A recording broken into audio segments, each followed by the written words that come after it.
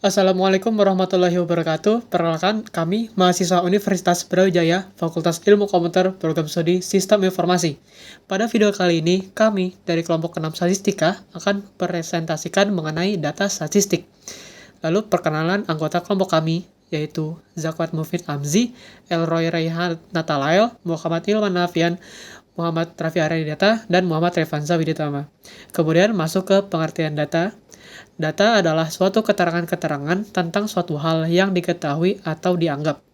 Data dapat diambil dari hasil pengamatan, hasil percobaan, maupun perkiraan atau dugaan yang masih sementara. Pengumpulan data, yaitu proses pencatatan peristiwa atau karakteristik dari sebagian atau seluruh elemen populasi. Pengumpulan data dapat dilakukan dengan dua cara. Yang pertama berdasarkan cara pengumpulannya. Cara pertama ada pengamatan atau observasi, yaitu pengumpulan data dengan cara terjun dan melihat objek yang diteliti.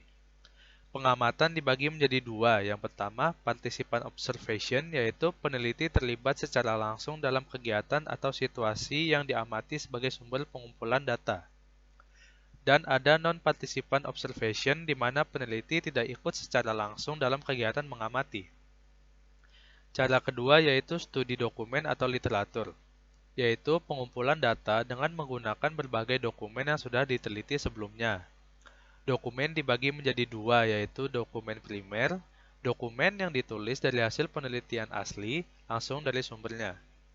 Kemudian ada dokumen sekunder yang berisi informasi tentang literatur dokumen primer. Cara ketiga ada angket atau kuesioner, yaitu pengumpulan data dengan cara memberikan seperangkat pertanyaan yang telah disiapkan untuk dijawab oleh responden.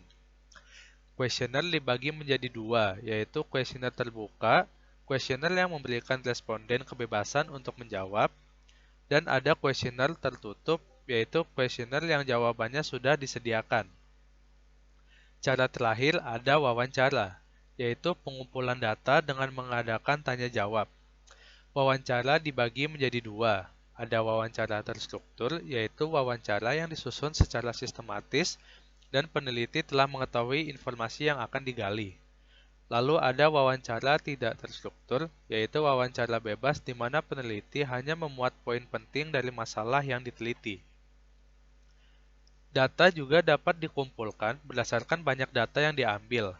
Ada sampling, yaitu metode pengumpulan data dengan cara memilih perwakilan dari populasi data. Kemudian ada sensus, yaitu pengumpulan data dengan cara mengambil keseluruhan anggota populasi untuk dijadikan data. Selanjutnya, ada pengolahan data. Pengolahan data adalah suatu proses untuk memperoleh data ringkasan dari data mentah dengan menggunakan cara atau rumus tertentu. Contohnya, data mentah berat badan mahasiswa dengan dilambangkan dengan huruf M. M1 memiliki berat 55 kg, M2 60 kg, M3 63 kg, M4 58 kg, M5 70 kg. Yang dimaksud pengolahan data adalah berapa jumlah data, rata-rata dari data, dan presentasi data tersebut. Lanjut ke penyajian data. Penyajian data sendiri bertujuan agar data mudah dibaca dan dimengerti. Terdapat beberapa bentuk penyajian data, yaitu diagram batang. Contoh penyajian data diagram batang seperti gambar di bawah. Diagram lingkaran. Contoh penyajian data dalam diagram lingkaran seperti gambar di bawah. Diagram garis. Contoh penyajian diagram garis seperti gambar di bawah. Tabel. Nah, dalam tabel ini terbagi kembali menjadi 4 subtabel. Yang pertama tabel frekuensi, di mana tabel ini menunjukkan memuat banyaknya kejadian frekuensi dari suatu kejadian. Tabel klasifikasi dibagi menjadi dua, yaitu tunggal dan ganda. Tabel klasifikasi adalah tabel yang menunjukkan atau memuat pengelompokan data. Tabel kontingensi merupakan tabel yang menunjukkan data sesuai rinciannya. Dan yang terakhir, tabel korelasi merupakan tabel yang menunjukkan korelasi antara data-data yang disajikan. Yang terakhir itu kartogram. Contoh penyajian data dalam kartogram seperti gambar di bawah. Analisis data, yaitu kegiatan mengolah, membandingkan data untuk mengetahui selisih atau rasio agar mudah dipahami dan bermanfaat untuk menjawab masalah penelitian.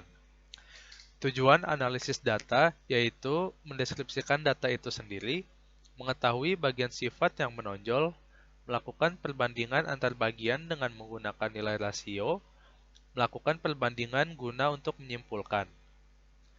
Untuk langkah dan prosedur analisis data ada 6 tahapan, yaitu tahap mengumpulkan data, tahap editing, tahap coding, tahap tabulasi data, tahap pengujian kualitas, dan tahap mendeskripsikan data. Lalu yang terakhir ada pembagian data. Di pembagian data dibagi menjadi 5 bagian, yaitu berdasarkan susunan, sifat, waktu pengumpulan, sumber pengambilan, dan skala pengukuran. Berdasarkan susunannya dibagi menjadi 2, yaitu data tunggal dan data berkelompok. Data tunggal merupakan data yang belum tersusun atau dikelompokkan ke dalam kelas-kelas interval, sedangkan data berkelompok adalah data yang sudah tersusun atau dikelompokkan dalam kelas-kelas interval. Yang kedua, berdasarkan sifatnya, itu ada data kualitatif dan data kuantitatif. Data kualitatif adalah data yang tidak berbentuk bilangan, melainkan berbentuk verbal simbol atau gambar. Contohnya, warna, jenis kelamin, status perkawinan, dan lain-lain. Sedangkan data kuantitatif adalah data yang berbentuk bilangan dan dapat diangkakan. Contohnya adalah tinggi, umur, jumlah. Lalu yang ketiga ada waktu pengumpulan. Berdasarkan waktu pengumpulannya dibagi menjadi 2, yaitu data berkala dan data cross-section. Yang pertama, data berkala adalah data yang terkumpul dari waktu ke waktu untuk memberikan gambaran perkembangan suatu kegiatan. Contohnya adalah data perkembangan harga smartphone selama 10 bulan terakhir yang dikumpulkan tiap bulan. Yang kedua adalah data cross-section. Data cross-section adalah data yang terkumpul pada suatu waktu tertentu untuk memberikan gambaran perkembangan keadaan atau kegiatan pada waktu itu. Contohnya adalah data harga smartphone merek Samsung Galaxy A pada bulan Februari 2017. Lanjutnya, keempat ada berdasarkan sumber pengambilan.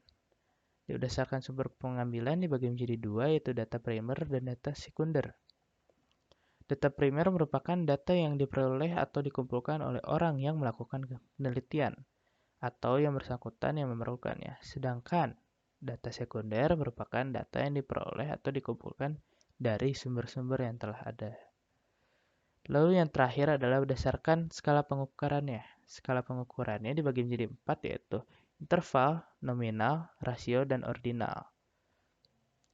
Interval adalah data yang dapat dikategorikan berdasarkan atribut data tersebut yang memberikan informasi interval.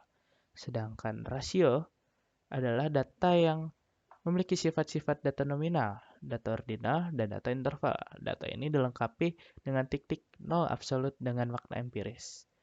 Dan nominal adalah data yang berupa label atau kode serta tidak menggambarkan kedudukan objek. Dan terakhir, data ordinal merupakan jenis data yang kategori dan penomoran objeknya disusun berdasarkan besarnya.